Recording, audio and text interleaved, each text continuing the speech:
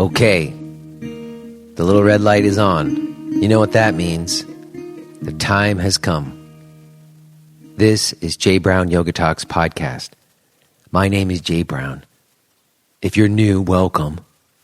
Everyone else, how you holding up? I'm sure I'm not the only one who continues to experience a roller coaster of emotions and thoughts, like waves of grief and fear, joy. It's all quite overwhelming at times. And I'm going to share a little bit about some of the things that have been happening to me. But first, let me just mention that my guests today are Justine Wiltshire Cohen and Michael Ponte from Down Under Yoga in Boston.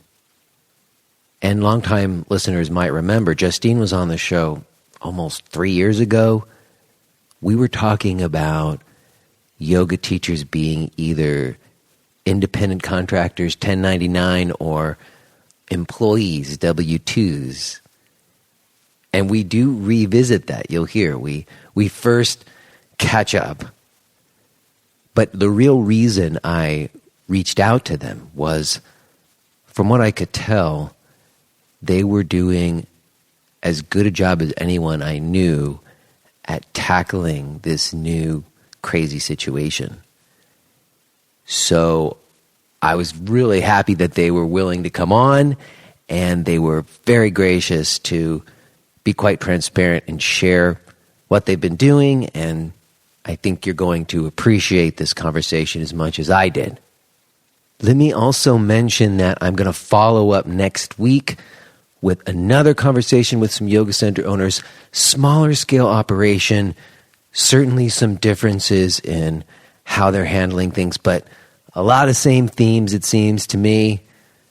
I found both of the conversations really helpful and inspirational. And one last thing that I just feel like I got to mention, because it's an amazing thing that's happened amidst all of this craziness. But I recorded a conversation with Derek Sivers. And do you know who Derek Sivers is? Some of you probably went, what? And then a bunch of you went, who's Derek Sivers?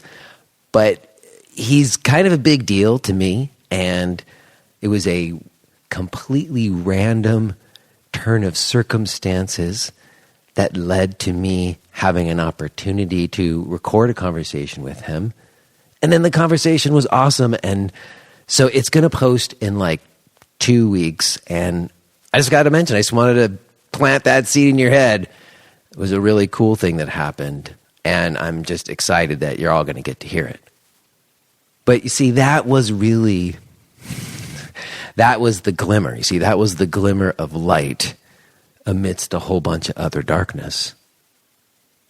And I'll give you one example. You see, just today, my wife said to me, do you think we could go somewhere? Like, we've been leaving the house to just take this walk. There's this place we can go walk. There's like a trail up there, and we can walk around our neighborhood. It's a nice walk, and we've been doing it regularly. But my 2 daughters, they've gotten kind of bored of it.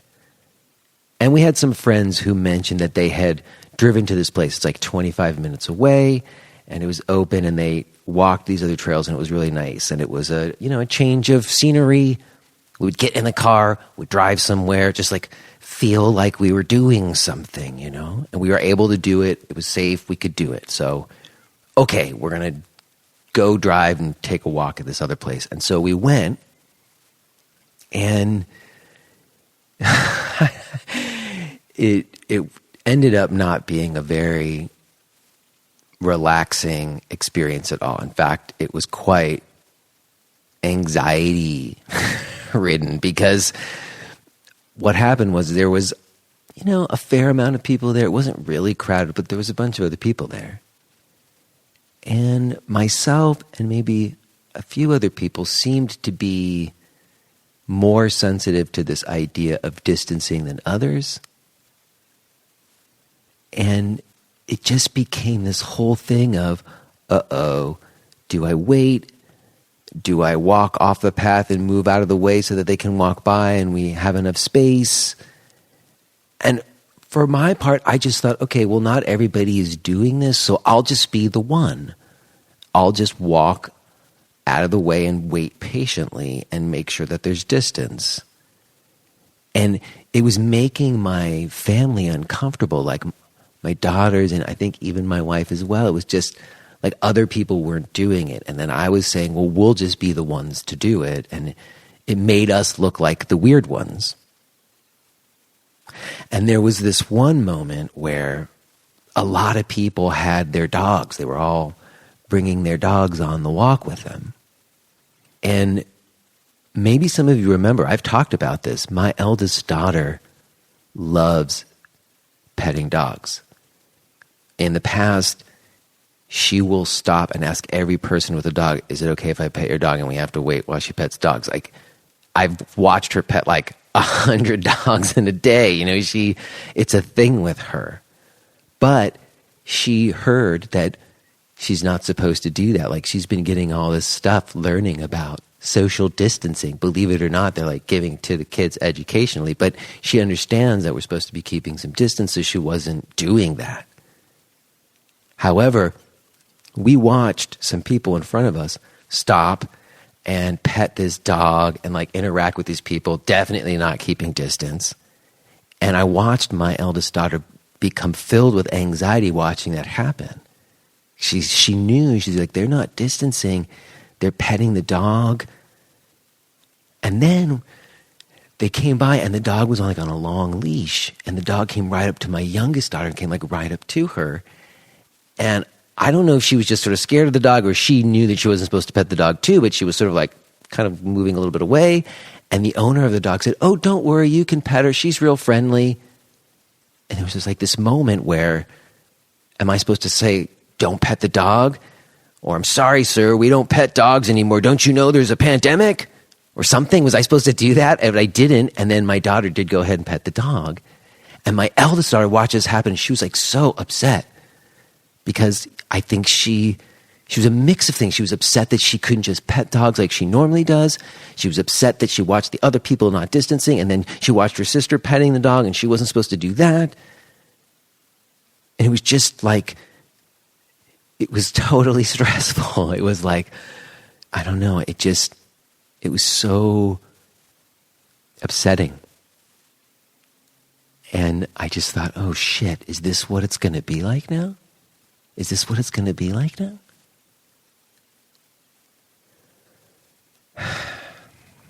And it's so wild because that's the flip side of the amazing other exchanges I've been having with my eldest daughter. And I documented this in my latest blog post, which is out, so you can go and read it. It's called And to Think It Started as a Seed. And it's basically an account of me learning about this poetry that my daughter's been writing. Her teacher sent me one of these poems, and it blew my mind, and it like really was wonderful. So there was just this complete, this joy, and then the fear and the anxiety, and like, it's just a lot. And it's going to sound completely cliche coming from a yoga teacher, but practice definitely helps. Doing a little breathing and moving, or having vehicles for reflection, is something I can actually do.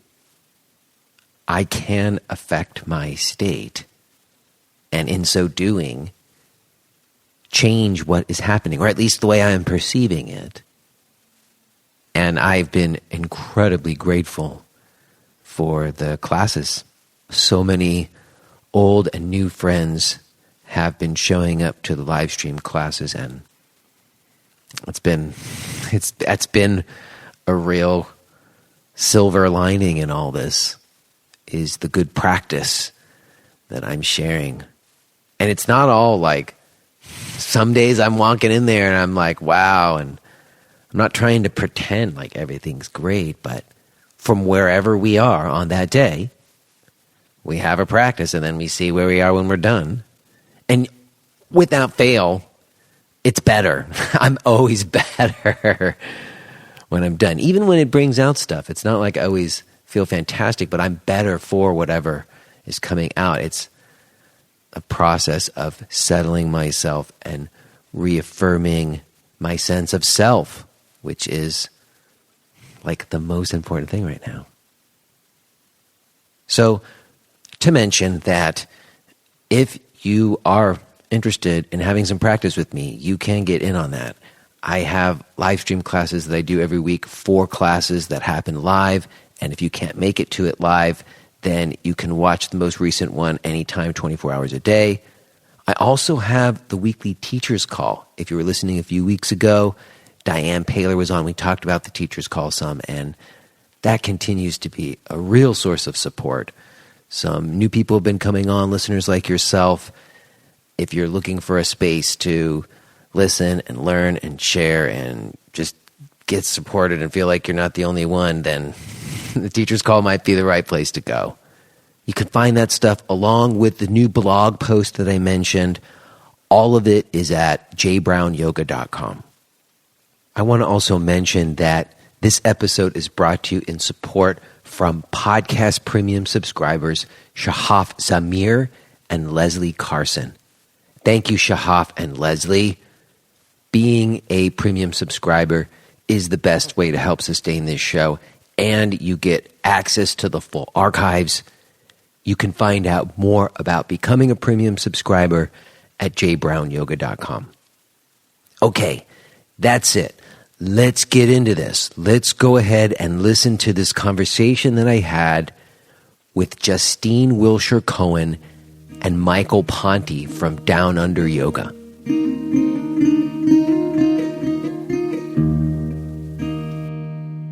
Jay, did I see you coming on? I'm here. Is that Justine? Hello, Jay.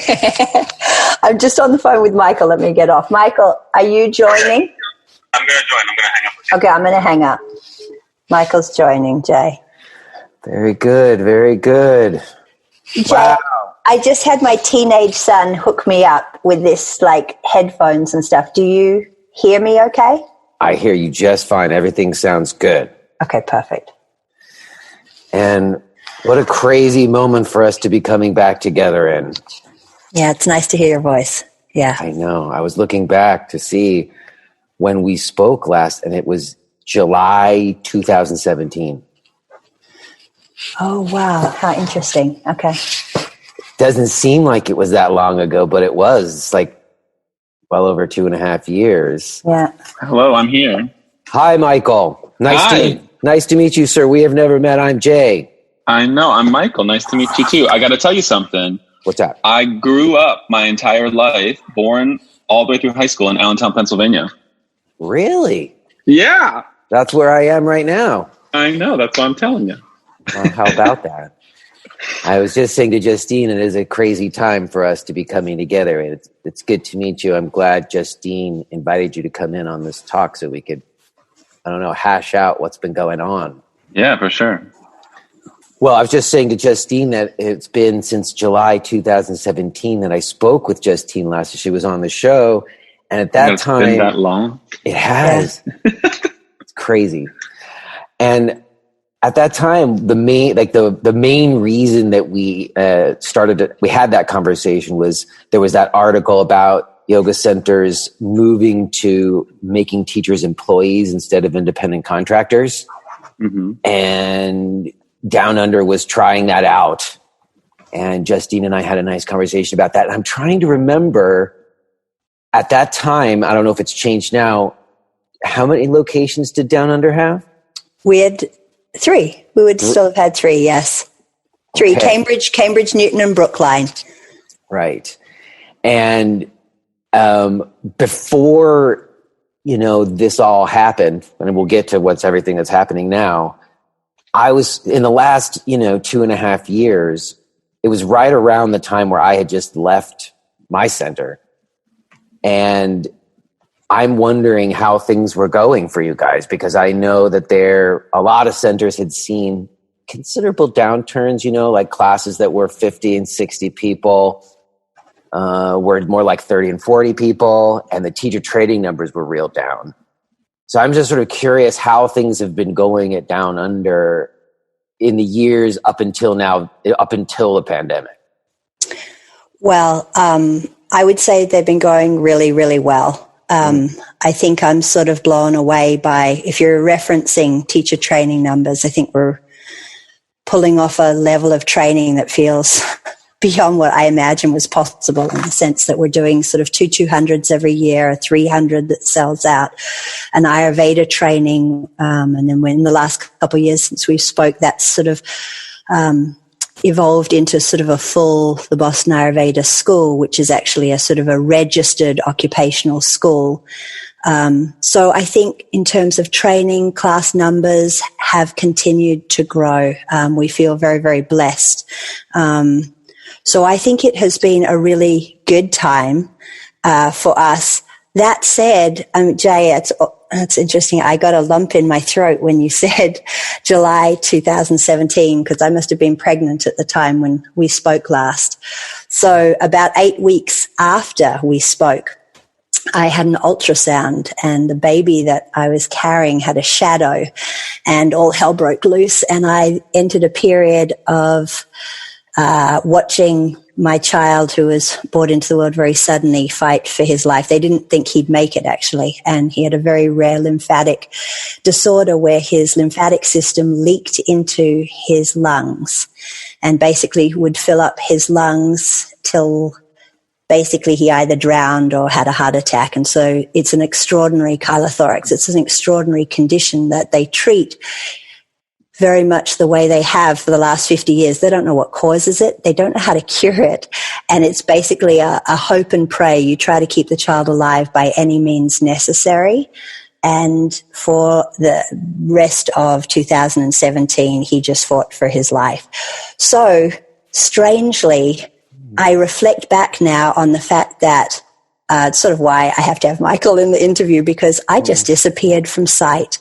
And that wonderful team that I referenced to you, that I'd spent the last 15 years building, where I said we had this Yes, I remember creative. You had like so many managers handling. Remember that? Managers. I remember it was like a big number. I can't remember what the numbers were, but they were high. Yeah, game changer. So I disappeared really for a good 6 months. And my child did live, and he's amazing. He's immune compromised, So it's been the most amazing 2 years for me personally, but also because I disappeared. Michael and this incredible team, like Sammy and Bronwyn and Holly and David and Louie and the 3 studio managers, we developed, that was the point at which we changed from just one team that did everything to the evolution of a specific studio manager for each location. And that sort of helped Michael, I think, really operationally manage it without me for better part of a year. Michael, that's my summary. How would you say? That's a good summary. That was that turning point. Because I think 2017 was right when we did open that 3rd location. I don't know if it was before or after. It was like very soon.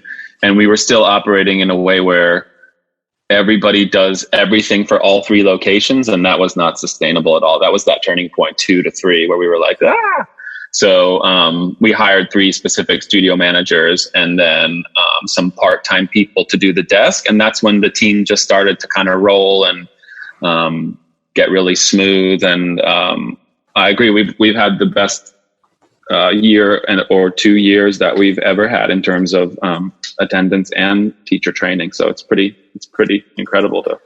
And I like that you say "set still," Michael, because I do sort of have a reputation, Jay, for either opening a new studio or giving birth every 2 years. I have 5 kids. I'm done now, believe me. Henry ended that trajectory. But it was really interesting because actually being forced to sit still, of course the metaphor is very apparent to me, actually allowed us to just marinate in what we'd created and get really sort of stable and good. And like Michael is our faculty director, so each of the 62 teachers will meet with, either seasonally or as they want, sort of every couple of times a year. And I definitely, as I've come back into it, I've noticed, God, every one of the teachers is saying that usually there's like someone wants to get here or this like of circumstances, but the majority of the teacher meetings, everyone's like, we're starting to feel that richness of like having all been together like for more than a decade in most cases, you know? So.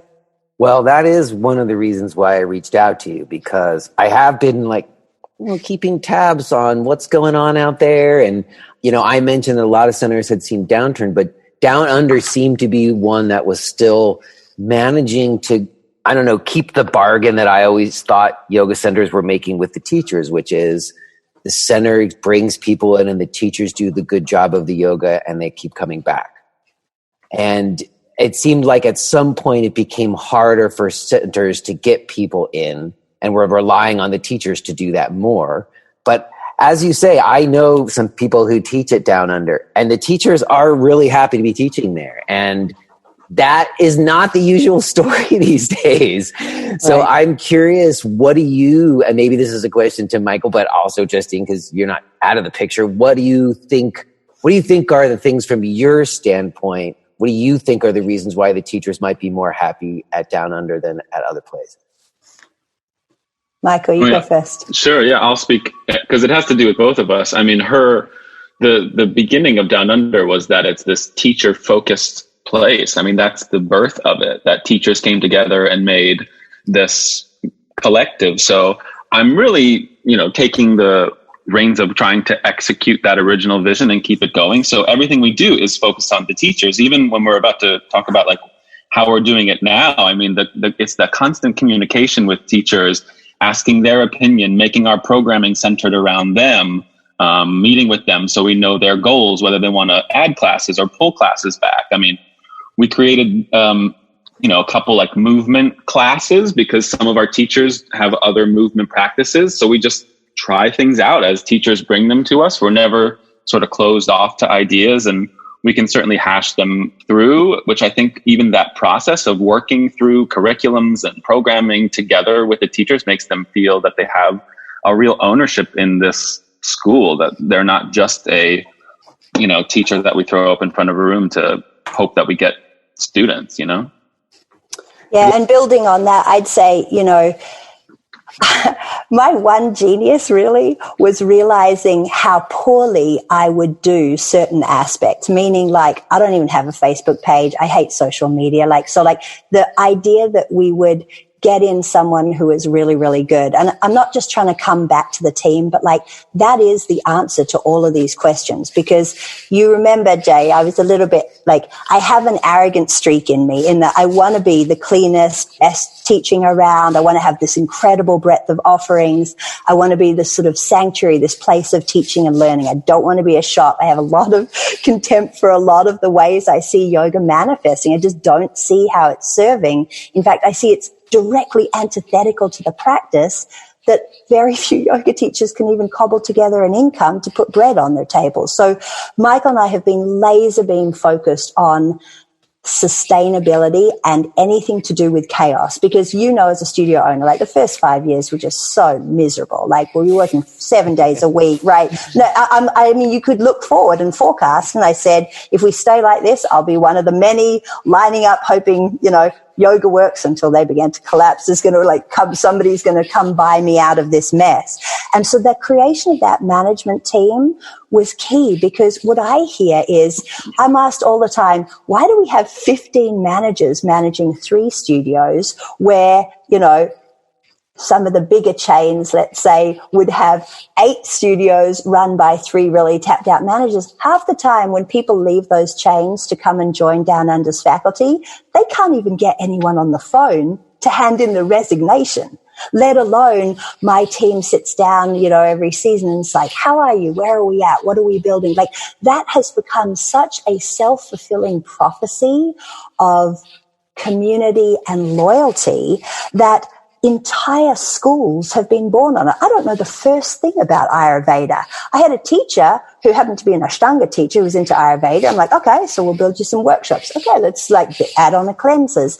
Then I was like, oh, do you want to try this like fundamental trainings? Never in my wildest dreams would I have dreamed that this entire Ayurveda school would have been born out of an interest and a focus on what's important to our teachers. So, you know, that team, the fact that we invested, we took a hit for 2 years. We took all the profits from the studio and we just plowed them back into creating more than just me, and then more than just me and another two, and then more than, and that team has allowed the creation of an Ayurveda school. Okay, Sammy, you go build, you know, this whole platform, and Holly around the marketing. Or Sammy came to us with an idea. She was like, you know, I know we're like, you know, old school yoga, etc., but like, could we do something young and fun and vibrant? I'm like what? And she's like, well, what about a festival? The entire Down Under Unites festival. Idea of a marketing manager who came in. And so this atmosphere of like smart, creative, funny, humble, also disagreeing. I mean, wild disagreements around our management table. Like, that is the secret of why people are happy. It's why I'm happy. It's why I'm not like hanging out. I mean, and the fact that I could like peel out for a year and now I come back and I get to pick and choose all the fun areas. Like, I love teacher training and marketing now longer, and frankly no longer ask my opinion on anything because I give bad advice. Like, that's been the richness of it. And then, you know, Michael and I go back and forth like a brother and sister debating, you know, my gut instincts are like his practical instincts make it a good match. Yes, I have that relationship too. I know that relationship. It's a good push and pull. It gives good results sometimes. And it is, I think what I heard you just say, I think is the formula for like happy teachers. Because I always think back to an earlier time when I was a teacher teaching at many different centers. And as a teacher at some point making a really big shift, like changing what I was doing. And it was different than what was popular at the time. And I remember, you know, getting called into the yoga center owner's office for a meeting. And the teacher is saying, you know, I got these reports from people. They're saying you're doing this new thing. And we had a whole conversation about it. And she totally got it and understood and supported me and actually ended up coming take the class. And I think that at some point it kind of changed where teachers felt sort of the opposite. They felt like pressured, like, oh, the other Tuesday morning power class has a lot more attendance. Can you teach a class more like that? Yeah. Rather than it being about like this sort of progression and process of people and teachers and that expression. Yep. And that's what I hear you guys saying. It seems like a key, like there's a balance, surely, because you guys can't keep a class on forever if no one shows up. Right.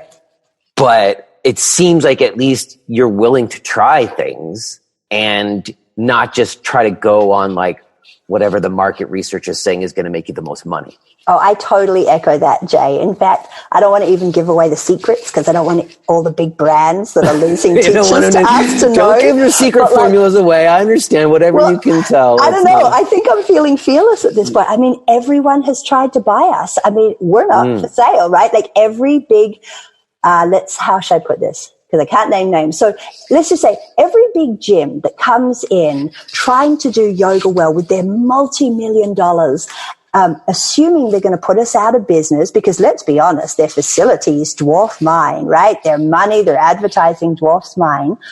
And then they become fascinated why they can't pull off teacher training. Why can't any of the gyms pull off teacher training? Because there's a secret there, which is that there is a difference between gym yoga and yoga schools. And the same way those large institutions process their entire... Remember last time you and I got in an argument because you were like, you're indie corp. And I was like, bullshit, yes. Jay, I'm not indie corp. The definition of a corp is you're beholden to shareholders. That's what makes something corporate, not the fact that I'd got 3 studios, because that just makes life more pleasant, right?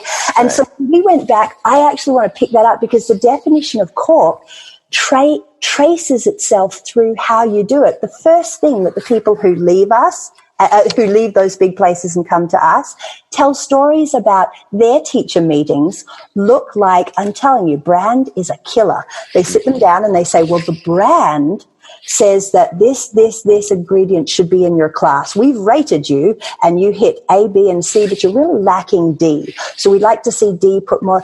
I mean, when you approach teachers as widgets versus artists, game over. They're lining up to join us. And I think let's talk in another 2 years, but like Henry's okay now. We're doing great. I mean, the virus is horrendous and we should talk about that. But beyond that, I think there are some really interesting places we're going to go. And it's because from day one, we have been arrogant and steadfastly devoted to the idea that 1, we're not a shop. 2, our teachers are not widgets. And 3, this is like a collective born of everyone's input. That's why it's thriving. Well, I appreciate that. And I think I recall that conversation about Indie Corp. And your point is well taken, because you're not beholden to shareholders and then like screwing your workers. I totally get that point. I think I was just talking about it more. I was trying to make a distinction between the way that you have really good organization compared to like a single room sole proprietor place with somebody like myself who had no spreadsheets. You know what I mean? Like, you do have 15 managers in 3 locations and 62 teachers. And after 15 years though, Jay. I know, but organizing and ask that. Michael how good I am at spreadsheets. All of that is what I was saying, that you're independent. You're not like, you've tried to be bought. People tried to buy you out, these larger corp, whatever, VC backed, whatever it is, but you are independent. You are just like Justine, and people can talk to you. We're talking to you right now. And at the same time, you have built something that's organizationally more complex than a lot of like other yoga centers. That's all I agree. No. And don't you think we got to a nice understanding? Because I remember saying to you, Jay, don't you think having one studio sucks? Like, all you can do is afford one manager, one kind of part-timer, and that is sort of a recipe for chaos. I mean, I think after our interview and after that Yoga Journal piece did the, one studio sets a new standard, it was so great because we heard from yoga owners all over the country. Like, we've got to brainstorm all our ideas together so that our options in this global marketplace don't become the one studio owner fighting to sort of survive and like everyone's independent contractors, because you can't blame them. No one's putting their kids through college on a yoga studio income, right? So it's like, who can blame and just that? Add the management part is treated the same way as teachers. Like, we don't just hire people to make it easy. We hire people because we have an area that has a problem and we need somebody to do some kind of work. I mean, there's no shortage of work. Even with 15 managers, I still can't even believe it, how we're all working 40 hours a week and still have more things we wish we could do. But it's the same kind of problem solving collaboration that says we need another person on social media. We need another person to do the design. We need another person on education, because as these trainings grow, he needs an assistant. So like, it comes from the same place of listening and problem solving and then moving forward. I get that. And it makes sense that you are treating the staff in the same way as your teachers, because everybody's got to make that ship run. Right? Yeah. Well, I'm curious, since you mentioned it, that was the original impetus for our conversation almost 3 years ago about, making teachers employees instead of 1099s. And you had just started, and I'm wondering, how has that gone? Have you made more teachers that way? Have you refined the criteria by which a teacher becomes an employee? Yeah, I mean, I think. Yeah, go ahead, Michael. They're all employees, so that from the beginning we made that change. Okay. So all all 62 teachers are employees. Yep. Okay. And the only thing that has like a level, and it was the same level at the beginning, was healthcare, where we chose what felt like a good full-time, quote unquote, was 12 classes a week to qualify for healthcare, which we pay 70% of. But everything else comes as an employee, like state, sick days and all the protections that it offers. We chose to add matching retirement. That's not mandatory. Right. We wanted to add that piece. But yeah, we so did who figured all? See, that seems to me like a huge thing to get set up. Like who on your team did that? Yeah, I mean, I actually think it wasn't such a thing to set up. The big hurdle was the gamble, because that move to healthcare added something like, and again, I'm the one who's kind of crap with numbers, but I know it added something like $150,000 to the budget. And so that was that, I say we go back and forth. Like, I have a sort of, we call it daring greatly as one of our daring greatly. Oh, I'm writing that down. I like that. Well, it's not mine. It's Brene Brown's, but we have that slight recklessness to us sometimes, where we won't necessarily always know how it's going to pan out. And we didn't really have a good answer to how to pay that. And we just sort of, it's interesting. Sometimes, like, you say I'm the visionary, Michael, but sometimes you also have this amazing, like, we're going to be able to pull it off. We're going to do it. It wasn't as much the logistical. Look, the logistics are pretty easy. The government. Wait, speak for yourself. No. Okay, Logistically, it was a nightmare. I mean, navigating the health connector and it is the endless trouble of trying to figure it out. And look, like, we guess on how to do things. We read the documentation that the government gives us. We try to navigate. We bought a plan and we looked for one that was good, that didn't have a deductible. And then I enter it into payroll, and it sort of, takes a little time for them to get their cards, but it isn't as big of a huge, it's technically difficult, but all these little things, it's like, we called Fidelity and said, how do we set up a retirement plan? And they said, here's how you do it. So we just follow the steps after the ideas, Right. And I guess there's also, like, when you have employees, you have to pay, was it employment insurance or unemployment, or what other kind of things does it entail other than the health insurance component? Yes. Payroll taxes and payroll all of that. Taxes. That's what I was thinking of. Yeah. Mm-hmm. But actually, another studio owner said that to me, was like, well, I would never do that, because every time I fire someone, that I'm liable for unemployment insurance. And that was an interesting moment too. Yes. Because, Michael, in 15 years, I've probably fired 2 people for very serious things. So, like, actually, do you see how that kind of goes back to that, like, faculty focus model? Like, that's not something I worry about. We're very careful who we bring on, and then we sort of marry you, and we keep going at stuff, and we try this and we try that. I mean, it's, I'm not trying to say it's like everyone gets exactly what they want first. You have to have patience and you have to work with us, but we're not a kind of slap something on the schedule. If you make us money, great, stay. If you're not, see you later. Like, that's also part of that whole environment that we're building and there was a very clear trajectory. Like, we couldn't have done the changing to employees without the management team that we invested in first. You know what I mean? Because, like, that engine of having management and a marketing team and systems that created the trainings then makes the little bit of, whatever money we have to experiment with going to healthcare. Like, so we couldn't have done that without previously growing the base underneath which we could make programs happen, Well, it's nice to hear, like, a successful implementation of yoga teachers and employees, because I've sort of been like a naysayer because I just haven't seen many models work. So it's nice to hear that it's working. And again, I know teachers who are employees of Down Under, and they're very happy about it. If this country ever got its act together and we had a single payer healthcare system, that would bode very well for yoga centers. It would make it a lot easier, it sounds like, for you guys, if you didn't have to have that healthcare component. That sounds like the big obstacle. That's what you guys went to first when I asked you about the challenges. Mm-hmm. So I guess now where we got to go is in that employee model, because I had some people on who were forming the union around YogaWorks a little while back before the world fell upside down.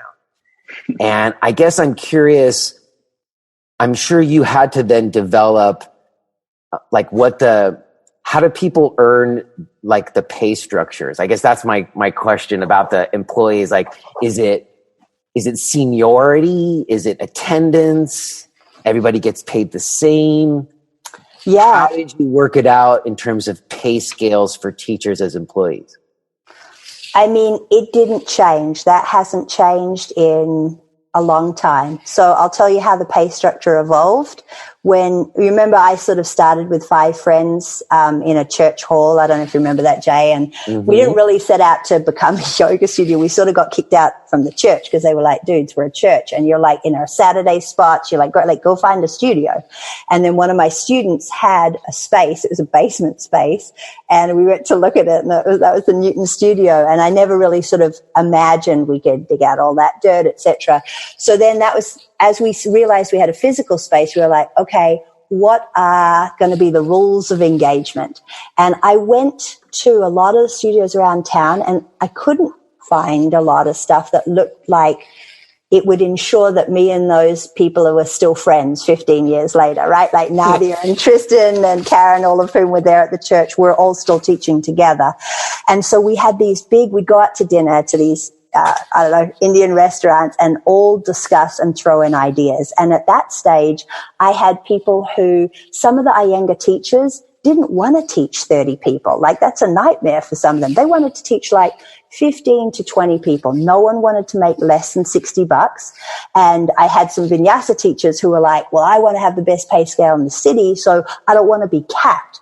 So we picked $28 in recognition of the planning that you do to prepare for class, $28 to show up, and $3 a head unlimited, so that, you know, somewhere around 22 or whatever, you're hitting your $100 mark. If you're teaching 12 people, you're in around just above the 60s. We don't love to run classes under 10 for a really long time. We'll do it, but like not for longer than like 6 months or 10 months. And then, of course, if you've got, 40, 50 people, you're making like 150 or whatever. That pay scale applied across the board. And another piece of advice I was given early on, I went to some of these teachers and I was like, what loses loyalty? Like, what makes you feel like, you could walk away from a studio that's, you've been at? And the number one thing was the owner who double deals. The fact that if you're the golden boy or the golden girl of that month, you know that that person's getting paid more than you. You know that different rules apply to you. You know that, so that, that organizational piece you talked about, that looks like a teacher's manual in which the rules, the pay structure, everybody is on the same playing field. You want to teach teacher training? It's not a mystery. You don't have to be in with me or have a word with it's submit curriculum to David. David, our education director, will look at it. We'll call a meeting. We'll let you know, everything is collaborative. And so I hope I'm answering your question, but that is still the pay scale, 28 plus 3 ahead. And because the classes are doing well, that ends up as pretty great pay for a lot of people. So a lot of our teachers want to be making 100 or so, and I think are doing so. I think there is also a point at which we've said, it's been the same for a long time, would I be open to, now some of my people have been with us for like nearly 15 years. So even this year we were saying we might want to actually evolve that so that there should be something that happens pay-wise. When you've been with us for a decade, I just feel like maybe now we should do something. So stay tuned, but that may evolve. But there's a pretty transparent process by which you can understand how things happen, because that was a personal pet peeve of mine, was some of the systems that I used to teach in or be involved in. I felt like there was like either a cultish aspect to it or a sort of an ingratiating, like you had to be in with the right kind of people to get access to being able to do workshops or to being able to. So it's a per head rate, and we have certain, like, we won't run 2-person workshops. If you have a 2-person workshops, we'll be like, try again in a year. Well, you definitely answered the question, in particular, the way that you kept your pay scale the way you have. That was almost the exact pay scale that I had when I had my place. There's usually like a base and then a per student rate and then no cap. And that just always felt like the equitable thing. At some point, it changed. It felt like to me when everybody switched over, like going online, and there was memberships now, and it wasn't like class cards, because you couldn't calculate like the per class rate as well. And then everybody started just giving somebody, at some point, it's just like $25 per class, and then that was it.